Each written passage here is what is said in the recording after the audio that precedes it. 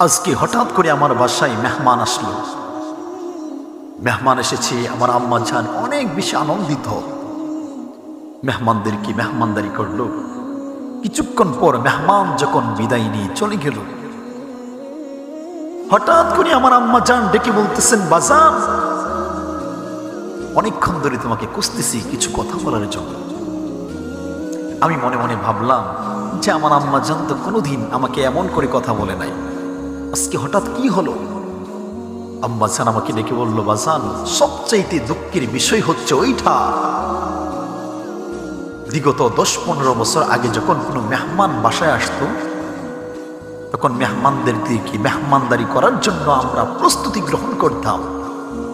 কিন্তু সবচাইতে ভালো লাগতো মেহমান বাসায় আসার পর প্রথমেই জিজ্ঞাসা করত, নামাজের মুসল্লা কোথায়, আপনাদের নামাজের স্থান কোথায়? তখন আমি আম্মাজানকে জিজ্ঞাসা করলাম, মা এখন আর বর্তমান সময় আর পরবর্তী সময়ের মধ্যে পার্থক্য কি?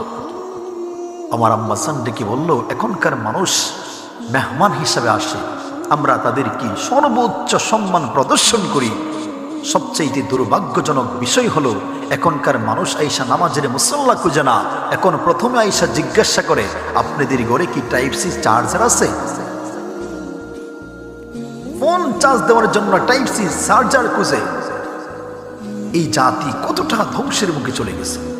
মায়ের কথা শোনার পর কিছুক্ষণের জন্য আমি স্তব্ধ হয়ে গেলাম। আমি বললাম, মা এই কথাগুলো আমাকেই কেন বলতেছ?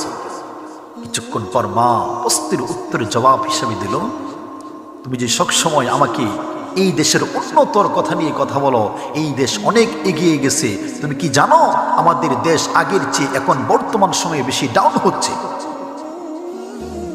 আমি বললাম, মা কেমন? তুমি ডিজিটাল বাংলাদেশ, স্মার্ট বাংলাদেশ নিয়ে তুমি আমাকে গল্প শোনাও। তুমি কি জানো আমাদের আগে যে সময় ছিল, যেই সময়টাকে তোমরা হেয় প্রতিপূর্ণ করে কথা বলো, আগের সময়টাই অত্যন্ত বেশি ভালো ছিল। আমি বললাম, কেন? তখন উনি বলল, আগেকার মানুষ সকালবেলা ওঠার পর শাশুড়ি বৌমাকে আদেশ করতো, কোরআন তিলাওয়াত দিয়ে সকাল শুরু করো। সুবহানাল্লাহ। শাশুড়ি মা নিজেও কোরআন তেলাওয়াত করতো, বৌমা কোরআন তেলাওয়াত দিয়ে দিনটা শুরু করতো। আগেকার মানুষ মুরব্বী দেখলে মাথায় কাপড় দিত, আর এখনকার মানুষ মেহমান আসলে নিজেকে প্রেজেন্টেশন করার জন্য মাথা থেকে আরো কাপড় উঠায় রাখে। এই কথাগুলো মা বলল, বড়ই কষ্ট হয়।